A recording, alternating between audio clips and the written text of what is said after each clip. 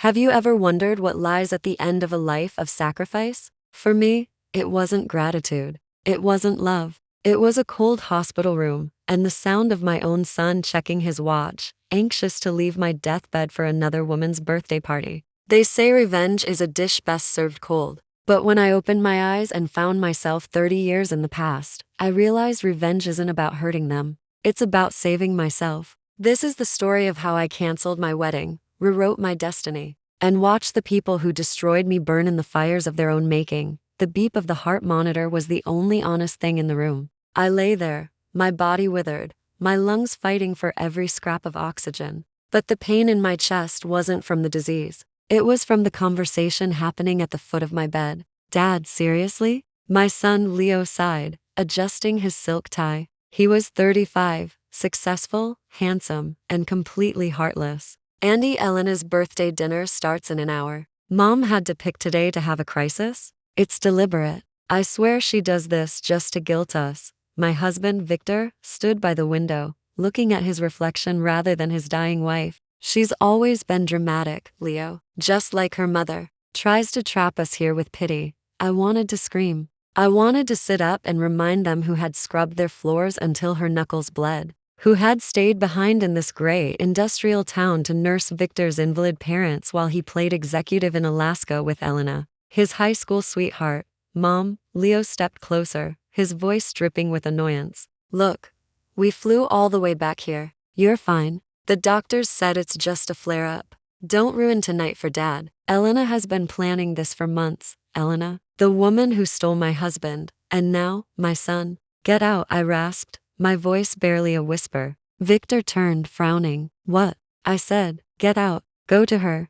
Victor sneered. Finally, some sense. Come on, Leo, let's go before the traffic hits. They walked out. Neither looked back. As the door clicked shut, a wave of pure, white-hot rage washed over me. I wasn't sad. I was furious. I died with my fists clenched, swearing that if there was a god, or a devil, I would trade anything for one more chance. The darkness didn't last. I gasped, sitting bolt upright, my lungs filled with air, clean, sweet air, smelling of rain and fresh pine, not antiseptic. I looked around. The peeling wallpaper, the single wooden bed, the calendar on the wall with a picture of a 1978 Ford truck. May 9, 1980. I stumbled out of bed and rushed to the mirror. The face staring back at me wasn't the hollow, wrinkled visage of a dying woman. It was Sarah at 20. My cheeks were full and rosy, my hair thick and dark. My hands, they were smooth, unbroken. It was exactly 1 month before my wedding to Victor. I didn't cry.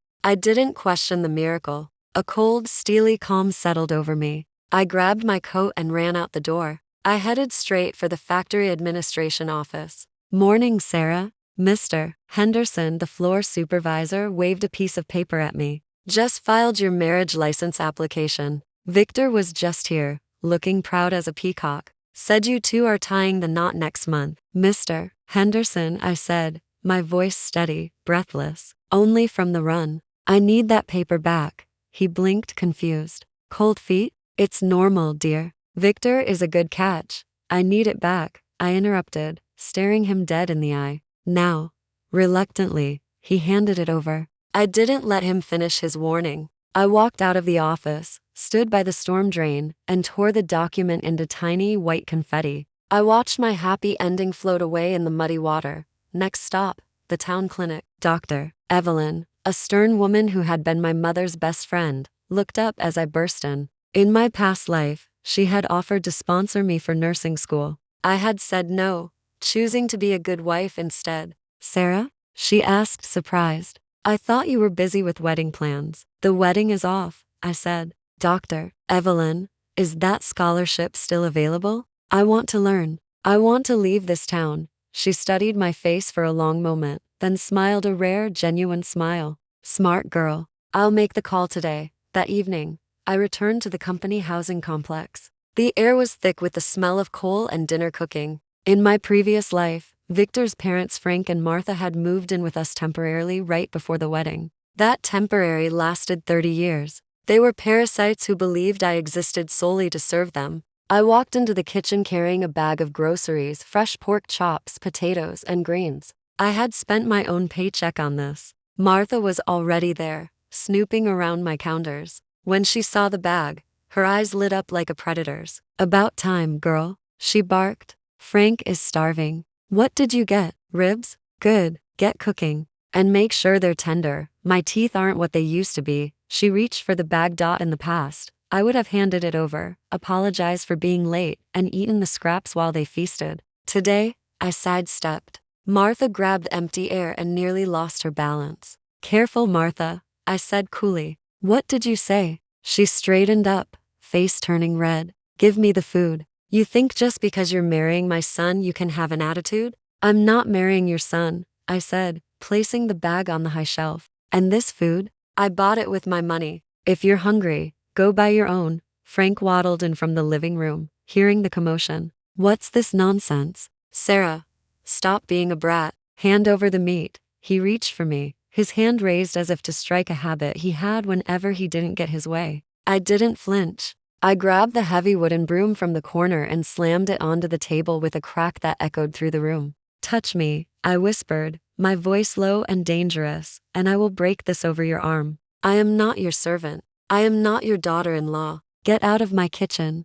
They froze. They had never seen this, Sarah. They were used to the mouse. They didn't know what to do with the lioness. You're crazy," Martha shrieked, backing away. "Wait until Victor gets home. He'll straighten you out." "I can't wait," I smiled. Victor arrived an hour later. He walked in with that confident swagger of a man who thinks the world revolves around him. He was young, handsome in a rugged way, and completely full of himself. He sniffed the air. "Smells good. Pork chops." He sat at the table, expecting a plate. I sat down across from him with my plate, just one. I cut a piece of meat and ate it slowly, savoring the flavor of defiance. "Where's mine?" he asked, brow furrowed. "There is no yours," I replied. "And there is no us," Victor laughed, a dismissive, arrogant sound. "Okay, Sarah, what is it this time? Did Mom say something? You know how she is, just ignore her." "I took the marriage license back today, Victor." I tore it up. The laughter died in his throat. He looked at me, really looked at me, for the first time since he walked in. What? Are you insane? The wedding is in a month. Everyone knows. And now they'll know it's canceled." I leaned forward. "I know about Elena, Victor." I didn't, not really. Not about anything happening right now. But I knew he had never stopped loving her. His face went pale. Elena is just a friend. She's married. She lives in the city." "Then go to her," I said. "Because I'm done. I'm done with you. I'm done with your leech parents. And I'm done being the backup plan, Sarah baby." He switched tactics instantly, his voice dripping with fake honey. "You're just stressed. Look, I'll tell Mom to back off. We can get out." I pointed to the door. "Take your parents and get out. This apartment is in my name until the end of the month." He stood up, his face twisting into an ugly scowl. The mask slipped. "You think you can do better? You're a factory girl, Sarah. Without me, you're nothing. You'll be an old maid. I'd rather be alone for a century than spend one more day with you," I said calmly. "Leave, before I call security and tell them about the factory supplies you've been borrowing for your dad's truck." That shut him up. He turned and stormed out, slamming the door so hard the windows rattled. I sat there in the silence, took another bite of my pork chop, and felt a peace so profound it brought tears to my eyes. The war had just begun, and for the first time I was winning. The fallout was immediate and spectacular. Without me there to absorb their toxicity, Frank and Martha turned their venom outward. They couldn't target me. I had threatened to expose Victor's petty theft at the factory, and they knew I wasn't bluffing. So, they targeted the neighbors. Martha, unable to keep her mouth shut, started spreading rumors at the local grocery store. She told anyone who would listen that I was mentally unstable, barren, and unfit for a decent man like Victor. Most people just rolled their eyes. They knew Martha. They knew me. But Martha made a fatal mistake. She picked a fight with Mrs. Higgins.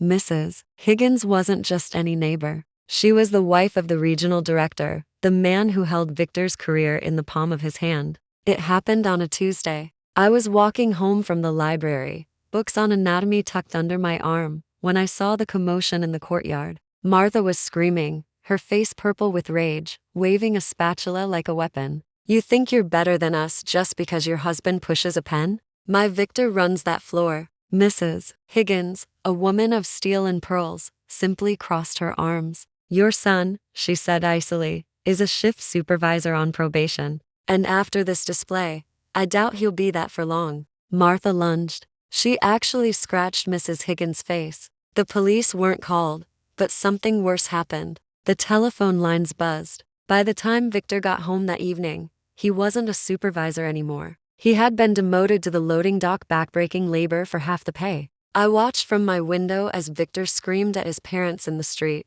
He was throwing their bags out the door. You ruined it, he yelled, his voice cracking. I told you to keep your heads down. Now I'm back to zero. Frank and Martha, for the first time in their miserable lives, looked small. They cried, they begged, they blamed me, but Victor wasn't hearing it. He stormed off into the night, leaving them sitting on their suitcases on the sidewalk. He didn't come back for 2 weeks. When he finally returned, he wasn't alone. A sleek powder blue sedan pulled up to the complex. Out stepped Victor, looking disheveled but smug. And from the passenger side emerged Elena. She was exactly as I remembered her from the photos that would have haunted my future widowhood. Petite, fragile-looking, wearing a silk dress that cost more than my father made in a year. She held the hand of a little girl, maybe 3 years old. The first love had arrived. The gossip mill went into overdrive. Apparently, Elena's husband, a wealthy officer, had passed away, and she had reconnected with Victor.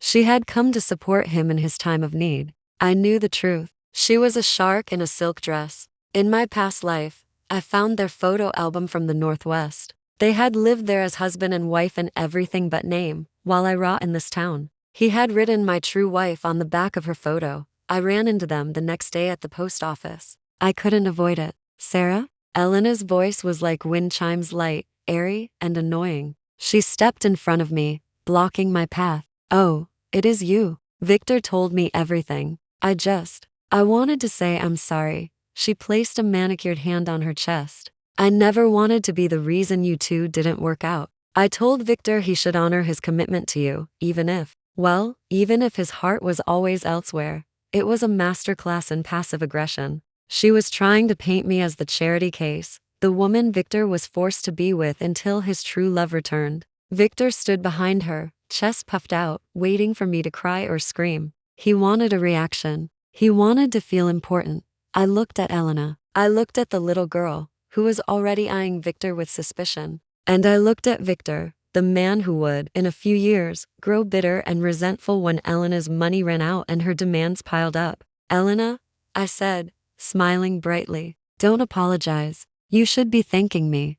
Her smile faltered. Excuse me? I returned him, I said, gesturing to Victor like he was a defective toaster. He comes with 2 elderly dependents who don't cook, a demotion at work, and a mountain of debt. He's all yours. No receipts, no returns. Victor's face turned crimson. Sarah, you watch your mouth. And you, I looked him up and down, watch your back. Elena is used to the finer things, Victor. A loading dock salary won't buy silk dresses. Better pick up some overtime. I walked past them, my head high. I heard Elena hiss something at him, her sweet facade cracking for just a second. You said you were a director, Victor. I was. It's temporary, he stammered. I laughed all the way to the car. The day I left for the city was bright and clear. I packed my life into the back of my old Chevy. As I turned the key in the ignition, I took one last look at the housing complex. I saw Martha hanging laundry, looking older and more tired than she ever had.